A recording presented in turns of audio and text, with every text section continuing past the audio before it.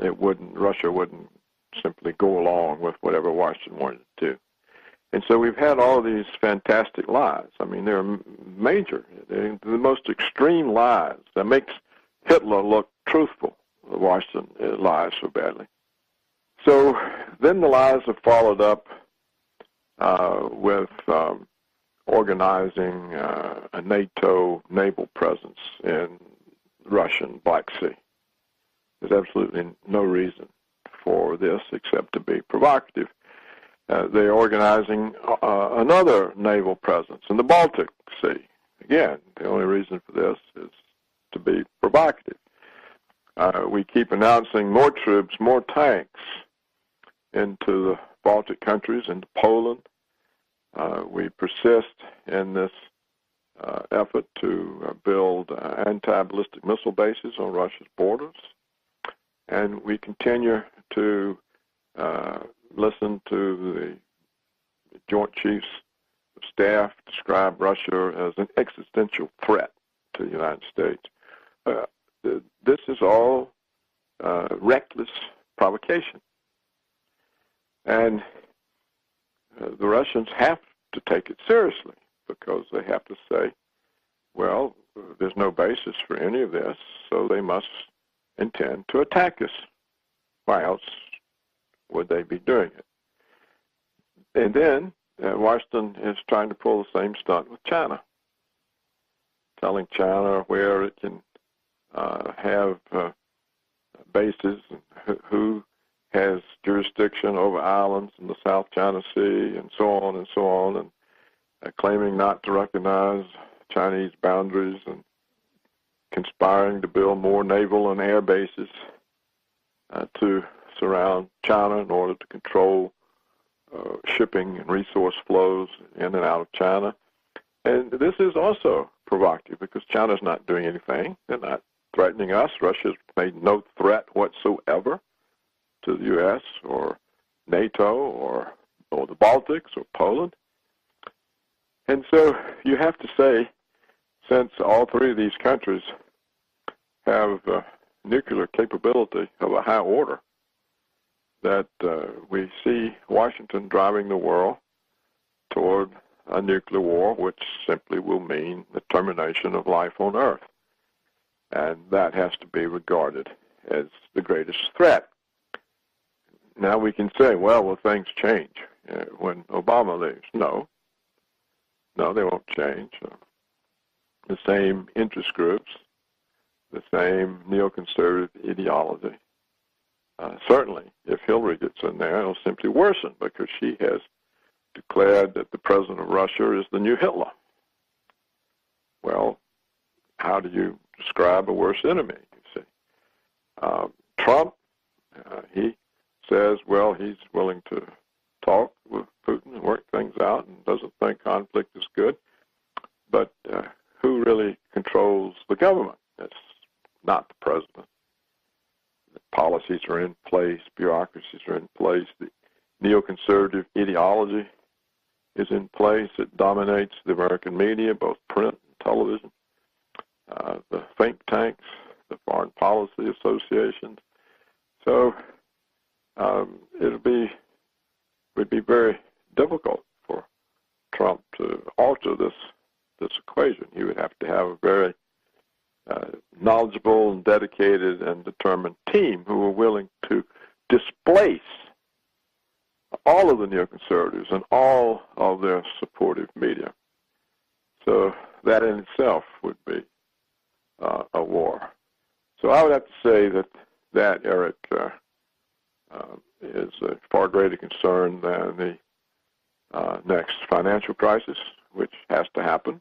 Let's talk about the next financial crisis, Dr. Roberts. There are some serious players, obviously, in the world that are beginning to warn that we have a 2008 scenario or worse in front of us. What do you see coming? Well, it's the same scenario. The other one was never dealt with. It was just papered over with more debt. The Fed issued an amazing amount of money in order to protect the solvency of the big banks. They had to buy up half their balance sheets of debt instruments that were no good and put them on the Fed's books by creating money. So nothing's changed. It's just that the crisis was papered over with money and debt creation. And the same factors that produced that 2008 crisis are still there. They're still continuing. And so the question is, when does it manifest again? What sets it off? And why won't the Fed simply do the same thing? Just create more money and buy up the bad instruments and keep the situation from ever being fixed. People of my day in government, they never thought that the function of a central bank was to support fraud and massive financial manipulation and all the things that happen. Yet that's what the central bank now does. So as long as it's willing to do that, one assumes that they can. And I have always expected, as you know, we've talked about this many times, that the consequences of the Fed's policy would impact the dollar, and that when the dollar started failing, this would prevent the Fed from continuing the bailouts. But they appear to have the dollar rigged too, because where do you go? We've talked about this. Why would you go to the euro when you see the European Central Bank doing quantitative easing? In fact, they recently increased the quantitative easing. Why would you go to the Japanese yen when the Japanese Central Bank is doing quantitative easing? In other words, the other two large currencies are being printed, created as rapidly as the Fed created dollars. So why leave the dollar? There's no place to go. And we've talked about gold and silver. We see that the Fed also protects the dollar from the rise in the gold price by having the bullion banks dump massive amounts of naked shorts in the COMEX at no trading times when there's little or no trading. And this drives down the contract price and sets off stop-loss orders and margin calls, and the margin banks who produce this crisis make money out of it, but it suppresses the gold price. So as long as they can keep the Fed policy of massive bailouts from impacting the dollar, they can continue that policy. Or so it seems to me.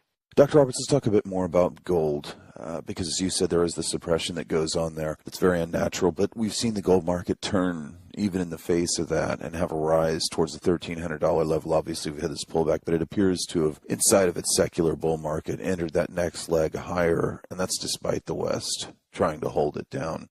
How will that end? I mean, talk to the global audience about your vision of that, because you have that experience with the U.S. Treasury, and when you're unnaturally suppressing the price of something, it's like a coiled spring, isn't it? It explodes. Well, when I was in Treasury, the government had more integrity. It didn't manipulate things like this. It would have been a violation of law. In fact, I think it is right now a violation of law, but they never let us do it. In the futures market, where the price of gold is determined, it's rigged. So if the Federal Reserve wants the bullion banks to dump naked contracts, they'll dump them. And the price of those contracts, when you dump in a whole bunch of uncovered shorts, you are increasing the supply of gold in those markets. You know, not real gold, but paper gold, because the price of gold is determined by the paper contract. And so if you increase the supply of these contracts, you've increased the gold supply in that market. And so it drives down the price. And so when people buy and sell the actual metal itself, it's not their trading that determines the price. It's the trading of the contracts in the paper market that determines the price. So this whole time, all these years, since when was it? It started in the fall of 2011, the suppression of gold by these naked shorts. During this whole time, the demand for gold has risen. The supply of gold has been restrained. We have had periods during the suppression of gold and silver prices when both the Canadian Mint and the U.S. Mint selling the coins, especially the silver ones, had to suspend sales because they couldn't keep up with the demand, and yet the price was falling.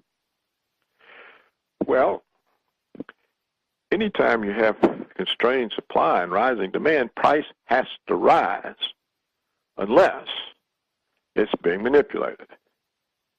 So they have successfully manipulated the price since the fall of 2011 using naked shorts. Of course, many of the people who followed the gold market for years are convinced they've always manipulated it, that they actually that the Federal Reserve is actually leasing out the gold it had to bullion dealers who were dumping it in the market, adding real increases in gold to suppress the price. And that as the stocks drew down, they moved into using these uncovered shorts. So when does that stop, Eric? I suppose what would stop it would be if the bullion banks or the London market, whoever, the futures markets, if they can't make deliveries to the Asians, if when the Chinese and Indians place large orders for bullion and the West can't deliver the bullion because the stocks are exhausted and they've all moved to Asia, that's when the Fed can't manipulate the gold and silver price any longer. So I don't know if we're close to that or not. No one knows what the stocks are. You know, we're told that there's 8,000 tons of gold in Fort Knox. 8,000 tons of gold. I mean, that's the figure they used in Fort Knox, and yet no one can get an audit. You know, this was one of the things that Congressman Ron Paul tried for years, just to get an audit. Can we have somebody go there and see? And they won't let you have an audit. So how come you can have the gold but not let anybody see it? And then we had that curious episode we talked about at the time. It was a couple of years ago, I think, when the Germans asked for their gold back, which was being kept for them by the Federal Reserve. And the Germans were told they couldn't have it. Remember, I think they had 1,500 tons, 1,500 tons of gold that was being kept in safety in the United States, and they asked for it to be returned. And I think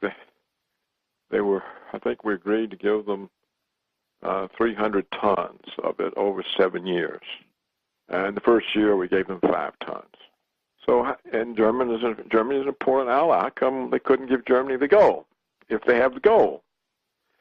So there's so many things that never get any answer that don't make any sense. It sort of implies that maybe the stocks are drawn down and that the ability of the Fed to continue to manipulate the price is disappearing because they are looking ahead to the time when the demand for gold from India and China can't be satisfied. These people go into the markets and place large orders, and there's no gold to sell them.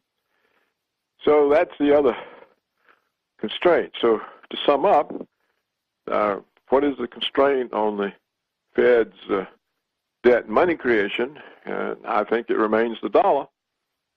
As long as they can keep the dollar protected, they can keep their policy, which is totally destructive of the American economy, totally destructive of households. The elderly, they get no income from their savings. They have to draw down their savings, so there's nothing for the heirs. The insurance companies must be hurting. There's no interest income to balance their equity and other portfolios with. This has to hurt the insurance companies. The pension funds must be suffering. There's no interest on Treasury bonds. So this policy hurts everybody but the few mega banks. So you have the complete sacrifice of the economic interest of the entire country to 4 or 5 banks. And this has been going on now since 2008. This is 2016. That's 8 years ago. And they've gotten away with sacrificing everybody's interests to the interests of 4 or 5 big banks. And there's no outcry. Congress is not investigating. The economists don't say anything about it. People just apparently accept it. So I assume that will continue as long as they can make it continue. And the other constraint is, of course, how much gold still exists that can be delivered to purchasers. And if the orders that come in from Asia and China are just too large to be met, then the fake rigged price in the COMEX market falls apart. And the Fed loses control of the gold price and the silver price. So those are the two constraints. And they're still there. They're still operating. And they're exposed. It's not like we haven't told people about this, but nothing happens. There was a comment recently, we'll go the other direction with this, by one of the individuals at PIMCO, that the suggestion that was made was to go ahead and raise the price to, say, $5,000 gold. And that would be a way to, rather than additional QE, create the inflation that they're looking for. And, of course, the West desperately needs to get out of the debt that it's experiencing. And so I think that's where PIMCO is coming from. The individual there with that suggestion is that would be a way to inflate out some of this debt from the West. It's entirely possible that if the Fed was not manipulating or permitting or enabling the manipulation of the bullion prices, and if the people realize the dire straits of the situation, they realize that the Fed has created something like $4 trillion during a period in which the U.S. real GDP did not grow commensurately, such that the dollar essentially is devalued. Then more people would want gold if they understood that and its implications. And if the price wasn't set on by the bullion banks issuing naked shorts, then the gold price could explode. It could go 5,000. It could go beyond it. Who knows? But you can't find out when it's controlled. In closing, Dr. Roberts, when you look around the world at what the West is engaged in, obviously the power is flowing to the East, and so there are these threats of war. But if the world can get through this without war, what do you envision for the West? I think the West no longer exists.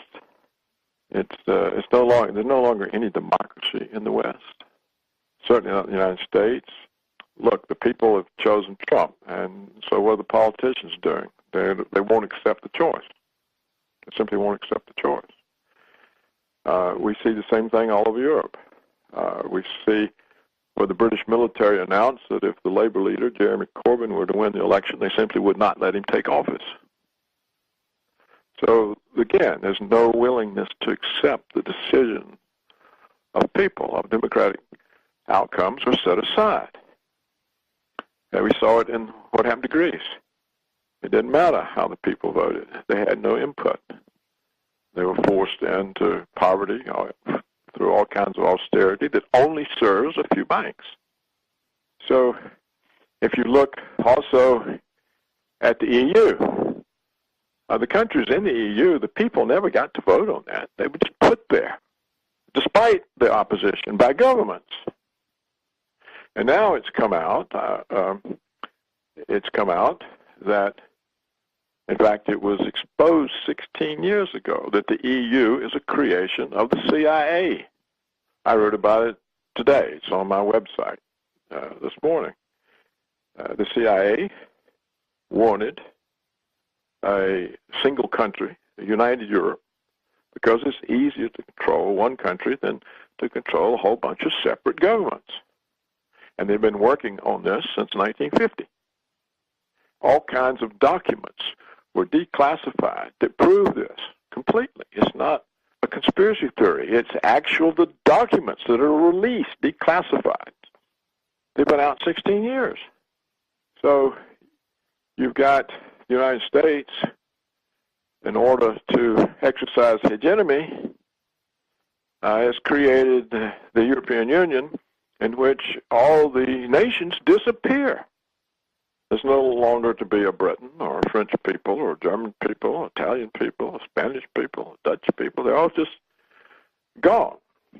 They're now called Europeans. Their parliaments are powerless because of laws made by an uncountable European Commission. So there's no West. It's gone. It can't be brought back. It's not here. And so where do you see things rising? Well, China, Russia, but they've got their own problems, you know. Russia lets foreigners own 20% of its media. So you've got 20% of the Russian media foreign-owned, that means U.S.-owned, CIA-owned, working full-time to destabilize Russia. And the Russian government sits there and allows this. In China, it just came out that there are 7,000 Western-funded non-governmental organizations operating in China, working full-time to destabilize the country. And finally, just this week, the Chinese finally said, oh, well, we better have the police watch these people and see what they do. As if that's any kind of restraint. And Washington's got plenty of money for the NGOs to bribe the police. So these two countries are sitting ducks for destabilization. They haven't got enough sense to stop the treason in their midst. They'll both be destabilized. Look what's happening to the BRICS. The two weaker components of the five countries, South Africa and Brazil, are under full-scale assault by Washington. We have created political scandals in both countries.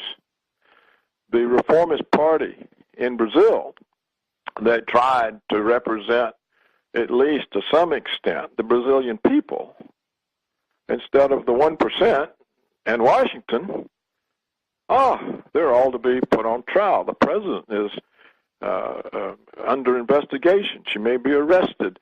There's a recall procedure underway. The same in South Africa. Political scandals.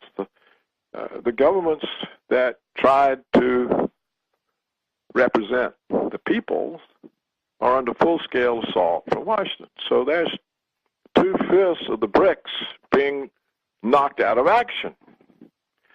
This leaves China, Russia, and India. And I've already said, the Russian government, for some strange reason, allows the CIA to run 20% of its news service. And China allows 7,000 NGOs to work full-time to destabilize the country. They're everywhere. They're in the universities. They're in the government. So what chance do they have? I just see it's a total mess. There's no prospect anywhere. And look at the total inability of the West to produce leadership. And everywhere we see the continuing destruction of the environment for the sake of short-term capitalist profit. Everywhere. Things everywhere. The natural environment is under full-scale assault. So where's the leadership? There's not any. Where is it in the media? There's not any. The Western media is a propaganda organization. It lies for the corporations. It lies for the government. That's all it does. People can't even get information. Look, we're told that we've had a recovery going on since June of 2009. And yet during this whole time, the real median family income is falling. The labor force participation rate is falling. The consumers are so indebted they can't take on more debt. There's nothing to support any growth in aggregate demand. The profits are made from offshoring jobs, from using investment depreciation allowances for bonuses of management. The whole thing is rotten to the core. So I don't see any hopeful signs. And, a forest fire is raging all over the world. And it's not noticed. Nobody pays any attention. It's just the world's burning up, and oh, well, how nice everything is. Look, we have a recovery. The government's own unemployment measure, which includes short-term discouraged, is 10%. So the 5% rate is a rate that does not measure unemployment. No discouraged workers are in that number. So it's a completely rigged number, but the financial press doesn't say that. They present this like, oh, look how wonderful we are. We only have 5% unemployment. The government's own official measure says it's 10. And if you count the long-term discouraged workers like John Williams does, it's shot Poland. We persist in this effort to build anti-ballistic missile bases on Russia's borders. And we continue to listen to the Joint Chiefs of Staff describe Russia as an existential threat to the United States. This is all reckless provocation. And the Russians have to take it seriously because they have to say, well, there's no basis for any of this, so they must intend to attack us. Why else would they be doing it? And then Washington is trying to pull the same stunt with China, telling China that we see Washington driving the world toward a nuclear war, which simply will mean the termination of life on Earth. And that has to be regarded as the greatest threat. Now we can say, well, will things change when Obama leaves? No, they won't change. The same interest groups, the same neoconservative ideology. Certainly, if Hillary gets in there, it'll simply worsen because she has declared that the president of Russia is the new Hitler. Well, how do you describe a worse enemy, you see? Trump, he says, well, he's willing to talk with Putin and work things out and doesn't think conflict is good. Russia wouldn't simply go along with whatever Washington wanted to do. And so we've had all these fantastic lies. I mean, they're major. They're the most extreme lies that makes Hitler look truthful. Washington lies so badly. So then the lies have followed up with organizing a NATO naval presence in Russian Black Sea. There's absolutely no reason for this except to be provocative. They're organizing another naval presence in the Baltic Sea. Again, the only reason for this is to be provocative.